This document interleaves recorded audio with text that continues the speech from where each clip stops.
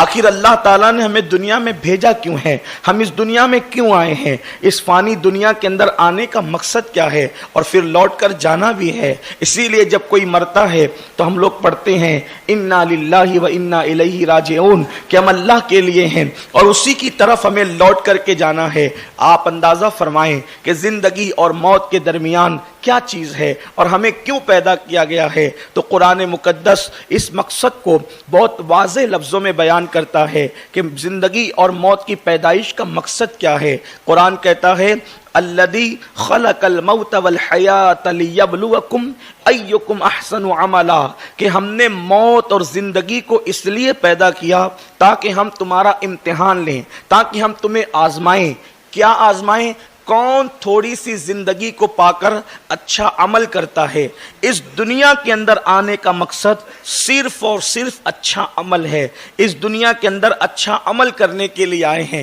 آپ سے میں پوچھنا چاہتا ہوں، اس سے پتا چلا کہ انسان اس دنیا کے اندر امتحان گاہ میں ہے۔ یہ دنیا کھیل کود کی جگہ نہیں، یہ دنیا ناچ گانوں کی جگہ نہیں، یہ دنیا عیش مستی کی جگہ نہیں، یہ دنیا ہمیشہ رہنے کی جگہ نہیں، بلکہ اس دنیا کے اندر گویا کہ ہم ایک امتحان ہال کے اندر بھیجے گئے ہیں۔ اور امتحان ہال کے اندر جب کوئی بیٹھتا ہے یا کوئی رہتا ہے، شریر سے شریر بچہ بھی یا شریر سے شریر انسان بھی اگر امتحان ہال میں موجود ہو تو آپ بتائیں کیا وہ گیم کھیل سکتا ہے؟ کیا وہ ناچ سکتا ہے؟ کیا وہ ہنسی مذاق کر سکتا ہے؟ کیا وہ کسی کے ساتھ دل لگی کر سکتا ہے؟ اور اگر اس نے ایسا کیا تو آپ اندازہ کریں کہ وہ کیسا ناکام ہوگا، کتنی بدترین ناکامی اس کے پلے میں آئے گی۔ میرے پیارے آقا صلی اللہ علیہ وآلہ وسلم کے پیارے دیوانوں، جب ہمیں یہ معلوم ہے کہ اس دنیا کے اندر اس لیے آئے ہیں کہ ہم اچھا عمل کریں، اب آپ مجھے بتائیں ہماری زندگی کے اندر ہم کر کیا رہے ہیں؟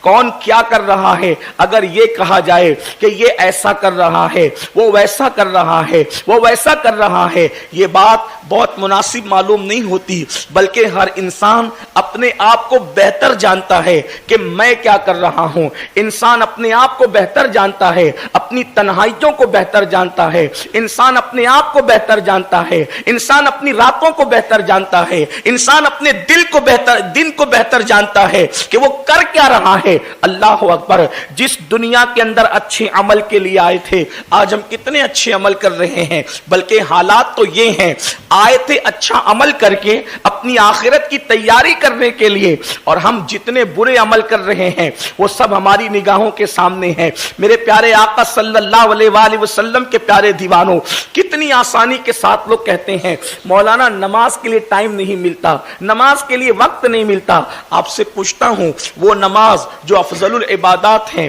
وہ نماز اللہ اکبر پورے قرآن میں کم و بیش اللہ نے جس کا حکم 700 مرتبہ عطا فرمایا ہے، کم و بیش 700 مرتبہ، کسی عبادت کا حکم ایک جگہ، کسی عبادت کا حکم 2 جگہ، کسی عبادت کا حکم 3 جگہ، لیکن نماز کیسی عبادت ہے؟ اللہ نے کم و بیش 700 مرتبہ اس کا ذکر فرمایا۔ کہیں پر نماز قائم کرنے کا حکم ہے، کہیں پر نماز کے قیام کا حکم ہے، کہیں پر خشیت کے ساتھ نماز ادا کرنے کا حکم ہے، کہیں پر من کو پاک کر کے نماز قائم کرنے کا حکم ہے، الگ الگ مقامات پر۔ آئیے آپ کو بتاؤں، لیکن اب بھی مسلمانوں کی اکثریت نماز سے کوسوں دور ہے۔ لوگ جلسہ کرتے ہیں، جلسے میں لوگ جمع ہو جاتے ہیں، انتظامیہ بھی خوش ہوتے ہیں اور خطبہ بھی خوش ہوتے ہیں اور حاضرین بھی خوش ہوتے ہیں، مگر مجھے یہ لگتا ہے کہ شاید اتنی بڑی تعداد میں لوگوں کا صرف سننے کے لیے جمع ہونا یہ بھی قیامت کی نشانیوں میں سے ایک نشانی ہے۔ فرمایا گیا قریب قیامت لوگ دین صرف سننے کے لیے جمع ہوں گے، دین کی باتیں رسمی طور پر کریں گے اور دین پر عمل کرنے کے لیے لوگ جمع نہیں ہوں گے۔ تو معاذ اللہ، کیا وہ دن تو نہیں آ گئے کہ لوگ سننے کے لیے تو جمع ہوتے ہیں لیکن لوگ عمل کے لیے کتنا جمع ہوتے ہیں؟ اکثریت مسلمانوں کی فقی ابو اللیث سمرقندی رحمت اللہ تعالی علیہ اپنی کتاب قرۃ العیون کے اندر لکھتے ہیں کہ اللہ کے رسول غیب داں نبی صلی اللہ تعالی علیہ وآلہ وسلم نے ارشاد فرمایا جہنم کے اندر ایک وادی ہے اور اس وادی کا حال یہ ہے کہ ایک دن میں جہنم اس سے 5 مرتبہ پناہ مانگتا ہے، جہنم بھی اس وادی سے ایک دن میں 5 مرتبہ پناہ مانگتا ہے. آپ غور فرمائیں آخر وہ جہنم کی وادی کیسے ہوگی جس سے جہنم خود بھی پناہ مانگے, اور ایک مرتبہ نہیں بلکہ 5 مرتبہ پناہ مانگتا ہے جہنم. اور اللہ کے حبیب سچے نبی صلی اللہ علیہ وآلہ وسلم نے فرمایا,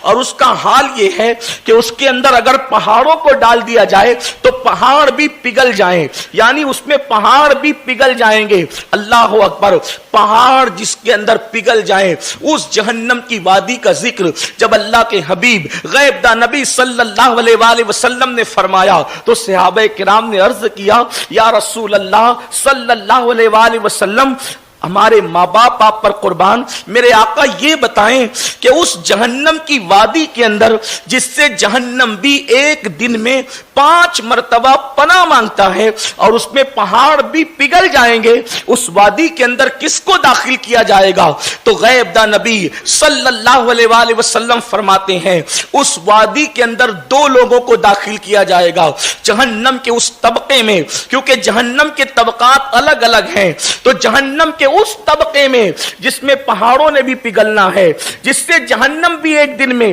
5 مرتبہ پناہ مانگتا ہے, اس میں 2 لوگوں کو داخل کیا جائے گا. ایک وہ جو نماز کو ترک کرتا ہے اور دوسرا وہ جو حرام لقمہ کھاتا ہے, اس کو اس وادی کے اندر داخل کیا جائے گا. اب آپ سے پوچھتا ہوں 10 منٹ لگتے ہیں فجر کی نماز کے لیے, 10-15 منٹ لگتے ہیں ظہر کی نماز کے لیے, 5 سے 7 منٹ لگتے ہیں عصر کی نماز کے لیے, 10 منٹ لگتے ہیں مغرب کی نماز کے لیے, 15-20 منٹ لگتے ہیں عشاء کی نماز کے لیے. آپ سے پوچھتا ہوں اگر ہم لوگ 10 منٹ کا وقت اللہ کے لیے نکالیں تو ہم کتنے بڑے عذاب سے بچ سکتے ہیں, اور اگر ہم نہیں نکال سکتے وقت تو پھر اللہ کے حبیب جس کے کہنے پر اللہ کو ایک مانا, جس کے کہنے پر قرآن کو اللہ کی کتاب مانا, جس کے کہنے پر آخرت کو مانا, جس کے کہنے پر انبیاء کو مانا, جس کے کہنے پر حشر و نشر کو مانا, وہی رسول تو فرما رہے ہیں کہ بے نمازی کو جہنم کے اس طبقے میں رکھا جائے گا جس سے جہنم بھی دن میں 5 بار پناہ مانگتا ہے